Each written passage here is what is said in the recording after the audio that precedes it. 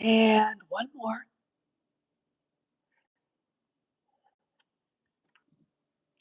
Okay, so I'm here. And okay, so I'm here. And I went to the very first showing of Mando and Grogu in our area. And I had a lot of fun. I don't know what you want. I don't know what you're expecting from something like this. Just a minute, I gotta fix the lighting here.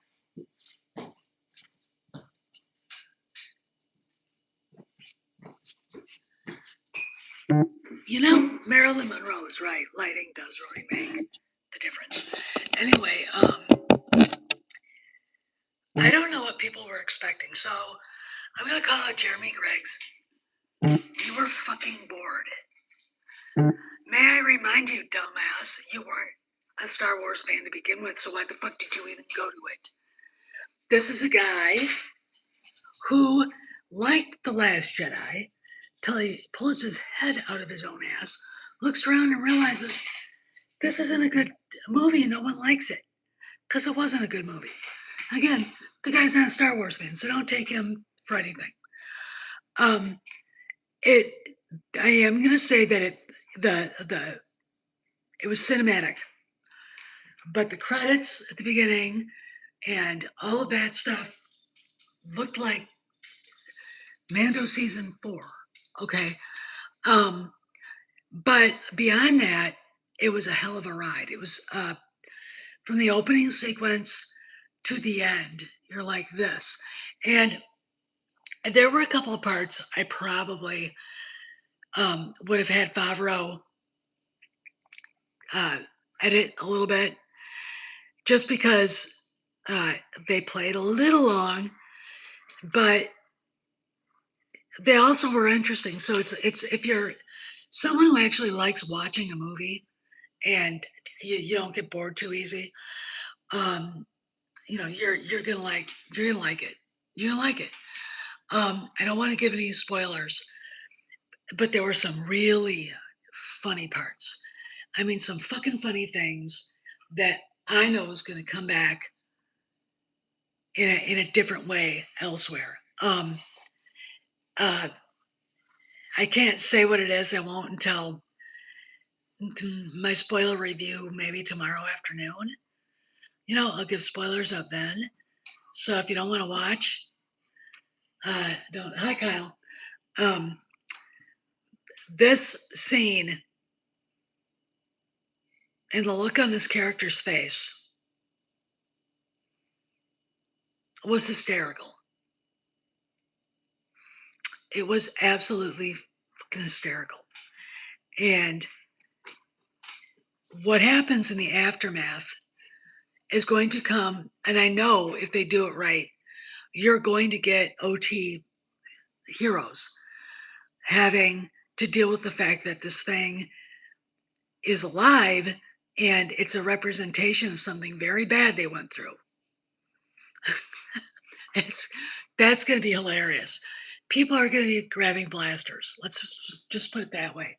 And if Luke's there, he's going to have to calm everybody down. It's just awesome. I mean, that part was awesome. And it was just fun. I mean, you know, there were a few mentions of things from the OT, Chewie's, the game board, and things like that. And I gotta say that you get to go to different places. And one place that they went to was a bit of a shithole, right? It was a bit of a, and it was every bit the shithole that you would think would be a shithole. Hey, Kim. And I'm not gonna say where it is. Sigourney Weaver, she didn't have a lot of screen time. But she was very good. She did what she did. The cameos, well, that you wanted are not in it. And I think, no, look, I'm going to tell you a story. I was told by the spy master, who is a friend of this channel, who is also the go-between Sparrow and Cameron, said that he had read the scripts. And one of the scripts was not safe and did have appearances and did have shit go down. That was the script I really wish they had made. But Disney right now, corporate, look, you ever see a guy in a suit in Hollywood? He has no dick and no balls. Okay. And if it's a woman, her vagina is that big. Okay. They're afraid to do anything, that's a little bit more adventurous, because if they do it, it could blow up in their faces. I mean, all you got to do is see the TV show, The Offer, about making the Godfather. You got one suit who is like a mashup of all the execs at Gulf and Western who wanted to, fire, Robert Evans and sell off Paramount. He was very much against Making Love Story, which back in 1971 made $100 million, which is a lot of fucking money. Okay. That translates to $1 billion now, I think. Honestly, it they were against making The Godfather because gangster movies didn't sell, and they wanted to make happy, peppy movies like Airplane, or Airplane, and you know, uh, Mesh, Funny Doctors, and shit like that. They don't. The thing about it is, filmmaking is the last art. It is the last piece of art. It is painting, sculpture, performance art, music, all the things they can do with special effects, right? And then, of course, the technology of digital filmmaking and or regular 35 mil, 80 whatever millimeter film. Okay. um and if you want to do something that people will never forget, you have to take a risk. And they approached Francis Ford Coppola and Mario Puzo, with the blessing of Al Ruddy, approached making The Godfather not about gangsters, but about a family, the Corleone family. And that family happened to include Luca Brasi, Peter Clemenza, Salvatore Tessio, all these guys. And that's why it worked. It was about a family, and it played on that level, right? It wasn't, you know, Jimmy Cagney or, whoever just being a criminal, whatever. Um, and it paid off. When Alan Ladd Jr. stuck up for George Lucas and said, I think we should make this movie after meeting him, he took the chance on the kid. They made American Graffiti. It was a hit. It was a hit back then. And it's actually a very good movie.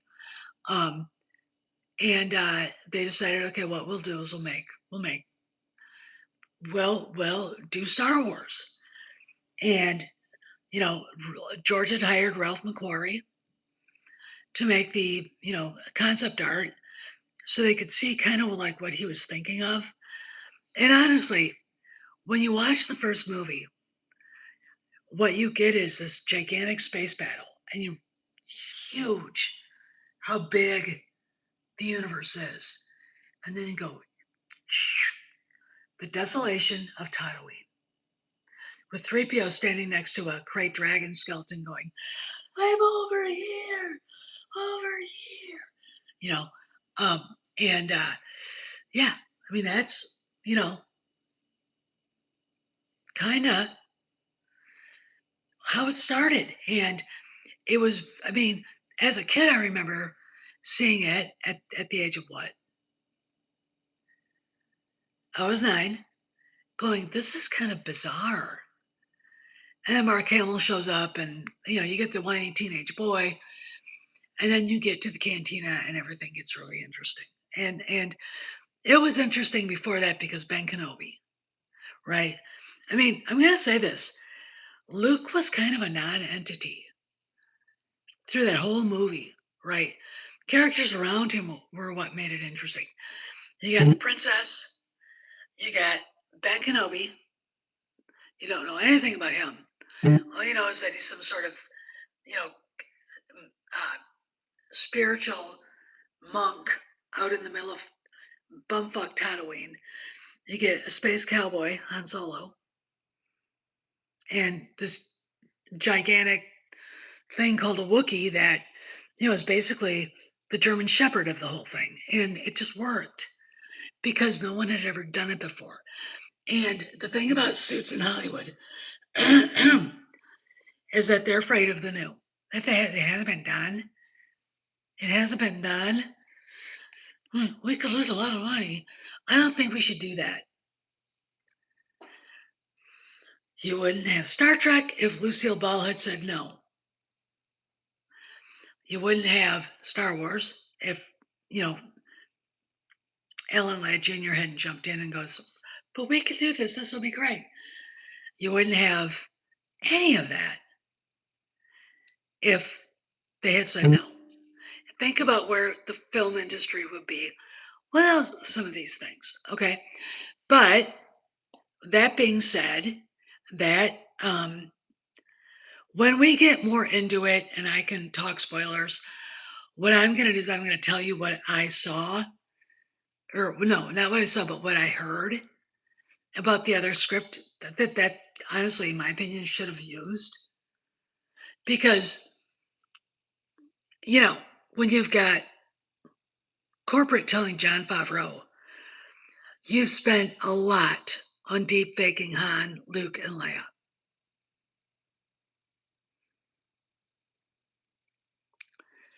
Trust me, that's going to lead to what I'm going to tell you in a few days. That's the script they should have used. Because the reason why I say this is simply because um, I think getting rid of the sequel trilogy, which I think is what was going on with that, is ripping off the band-aid. It hurts for a second, then it's gone, right? But suits are worried about Raylos, and they're worried about dumb fucks like Jeremy Griggs and Gary Biegler, right? Oh, did you know Gary wrote a book? Yeah, you gonna buy it? I'm not. I mean, wow, dude, you wrote a book. Who cares? Okay, I don't care. No, this movie was fun, right? I went to see it at a matinee. I got to sit down because it's 2 o'clock on a school day. There weren't a lot of people there, just like about. Got to put my feet up and got pretty excited a couple of times, like to the point where I was like, and the action is awesome. The action is fantastic. And I am going to say this, and this might be a spoiler or not, but Grogu comes out a badass. He comes out a motherfucking badass.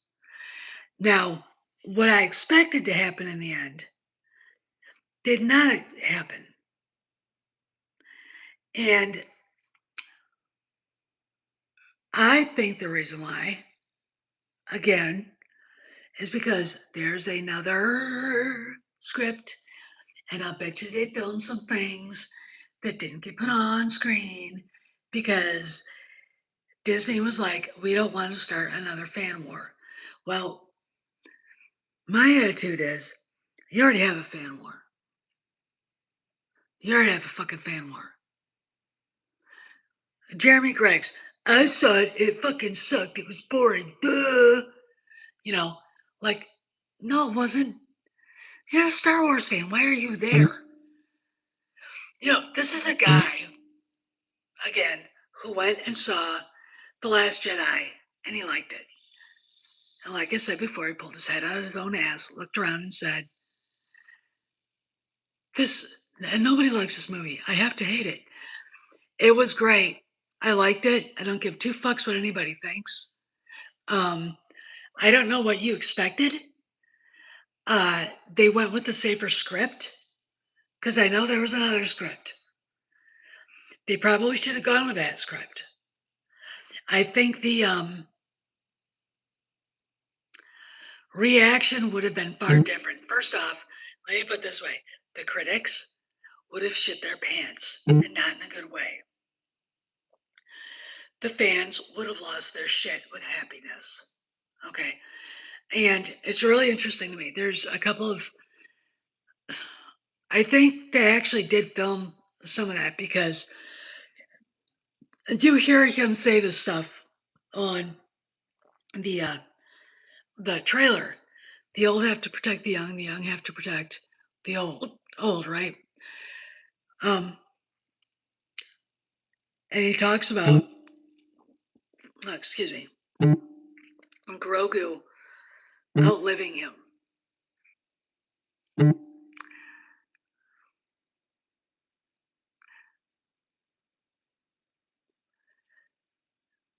He wasn't talking to the person he was talking to when he said that in trailer.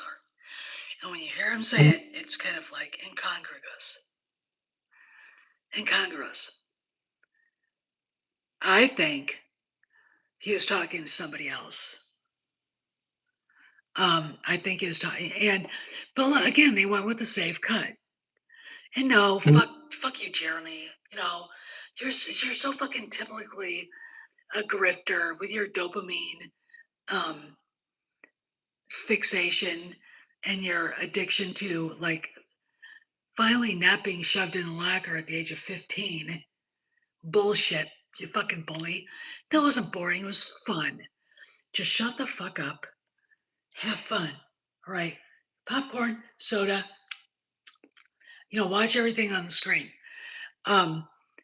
There were some really tense moments. There's a bounty hunter in there that I think both Cad Bane and Boba Fett would have had trouble with. I know they would have. Both of them would have kicked his ass eventually, but it was a brawl with that guy. He was, and he had let's put it this way, he had a saucer sled for a hat or whatever, a helmet. It looks stupid. And there were some pretty scary things, actually. There's also something really hilarious, again, and even something more hilarious, especially since you see the look on one of the characters' faces, and then you realize somebody is going to run into him and be very disconcerted. And somebody is somebody kind of a big deal in the Star Wars universe. And somebody else is going to be disconcerted. And that person might be more disconcerted because that person had something very much to do with the character that I'm talking about's appearance, daddy's death. All right. So it's gonna be there. It's a breath of fresh air. There's no woke. There's no LGBTQ shit. Some asshole saying the story is not sophisticated like Andor. Andor was boring. It was fucking woke. No one wanted to see the fucking dykes. The lesbians, get them the fuck out of here.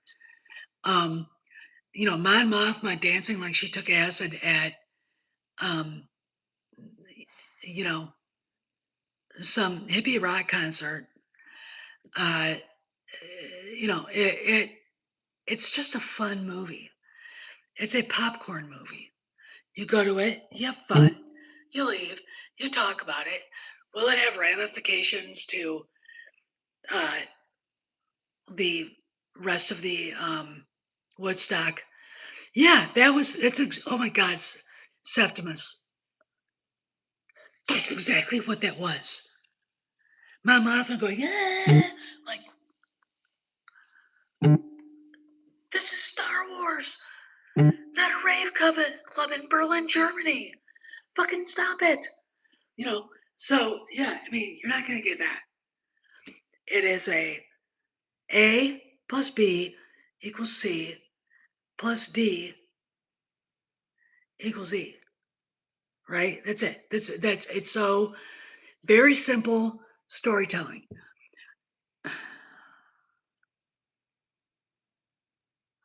Wow, G.I. Joe fan. You like lesbians? You like fucking woke shit? Huh? Do you?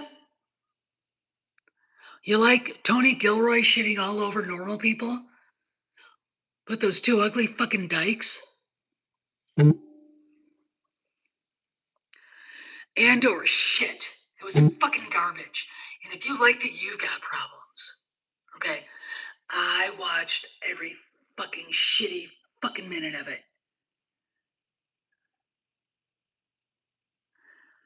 Yeah, I think there is, but you've got to let the bleach, the cool air fly through and everything. But I am going to say this because I don't want to be on here too long. Um, Doug Douglas over on Cameron's Patreon uh, did another article about the black pills and what's been going on, and it's really really good. Um, and I want to say something. The Jeremy Griggs of the world, the Nerdrotics, the Ryan Cannells, the OG Star Wars gals, the Echo Base asswipes, etc., um, are fighting a ghost named Kathleen Kennedy. She's been gone. She said so herself. She had not been involved in Lucasfilm decision making since what? That interview she did for Deadline was in on December 16th, December of last year, right? We got it a month later. She said she had not been involved with the decision making at Lucasfilm for 2.5 years. Translated, they booted my ass out. We were saying that, Cameron, Drew Sparrow, and me, after I got the story, all of us were saying that when it happened, right? Now, I don't expect the quote legit press, because they're not, to say anything. I'm going to tell you something. You want to know why movies like Mando and Grogu get shit from the press? You're not seeing Mando suck some guy's cock.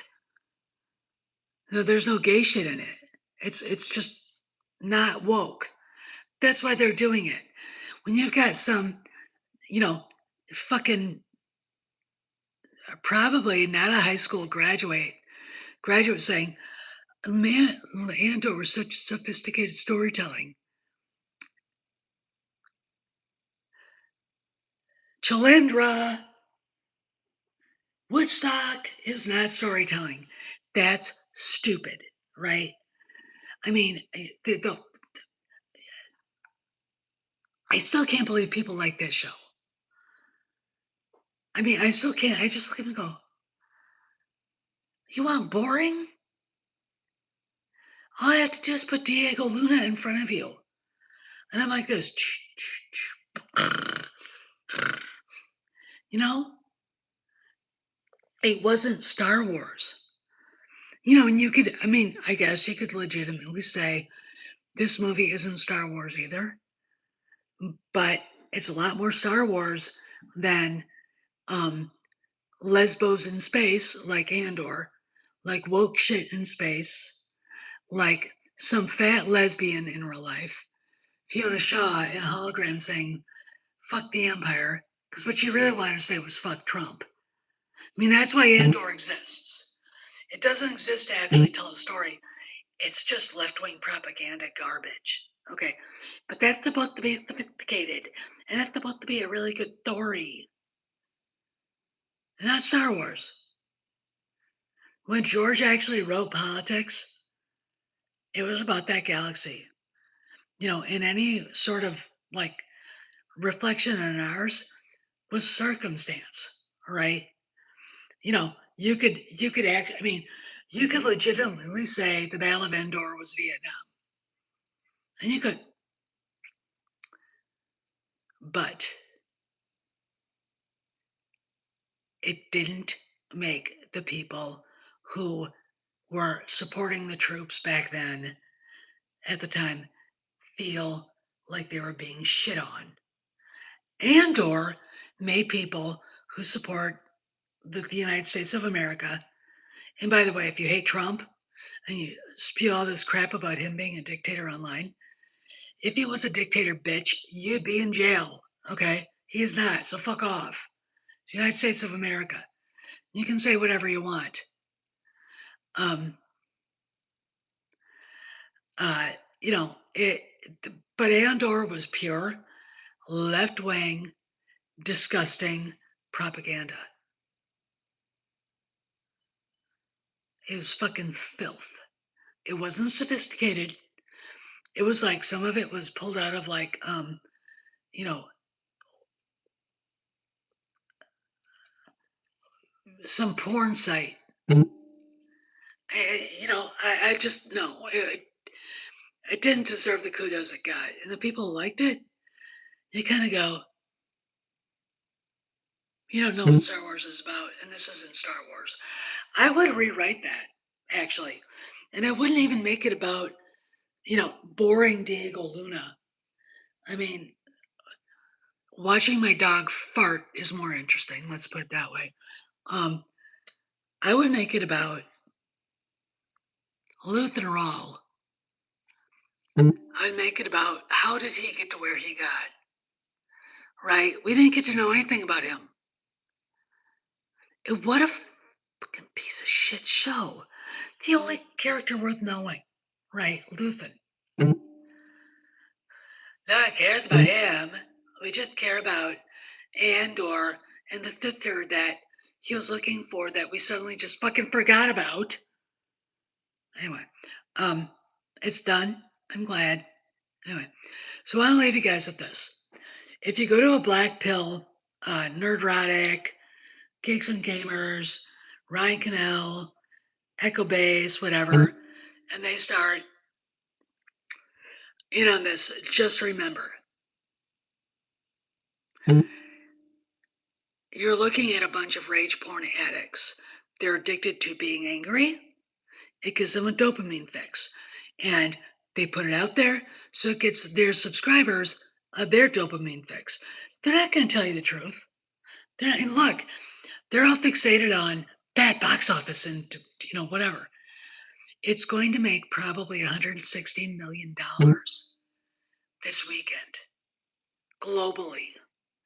So it will probably definitely make its money back. Now, it is a breath of fresh air. I don't think it has to make $1 billion fucking dollars. All it has to do is just do good enough to, move away from the sequels, which incidentally, they're doing at the parks. I mean, you know, Ray doesn't get anybody and she's stuck in the markets and fucking Kyle Ron, no one, I mean, whatever. But damn it, I just got this. They're doing a reissuance of the black um slate of Star Wars figures, and this is Hasbro. This is probably one of the best sculpts I've seen. So I'm looking forward to getting them all. 33 bucks. Not bad. Good. Septimus, who are you here? Because I can't. You changed your name, didn't you? I probably know and I forgot. Anyway, so I have had a long day. We have spent more money than we wanted to this week because the dog got ground. There's 250 bucks. Oh, Sinner Dave. Okay, cool. Hi, buddy. All right. Kay had her vet visit and she's got stuff going on that costs like $500. So $1,000 for the animals, and then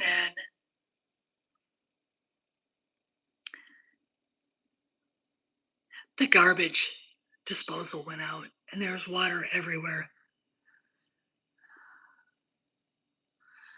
Go look on Amazon. I got him on Amazon, but that's a way better sculpt than the first one I got. It looks like him. I mean, I'm never going to be able to afford Hot Toys or Sideshow, the new Sideshow. Oh my God, that Han Solo figure from Return of the Jedi is awesome. It's awesome, and you get two different looks. And there's one with the smirk. It's like, but let's just put it this way. Let's go back to what I was talking about before. You're not going to get, what I think people want is relief from the bullshit of the sequel trilogy. You're not going to get that with this movie. But what you are going to get is a sense of calm, right? Is a sense of calm.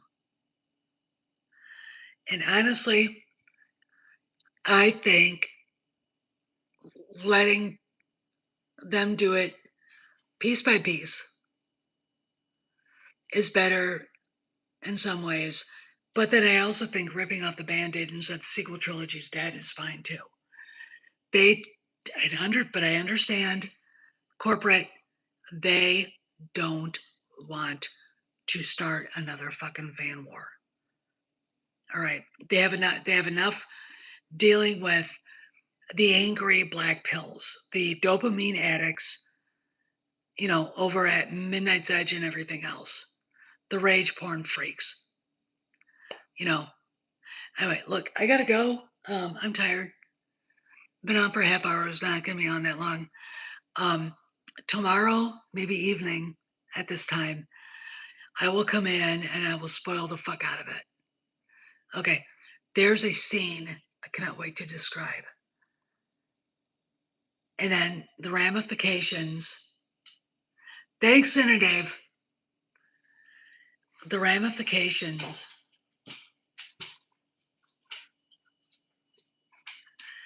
are going to be epic.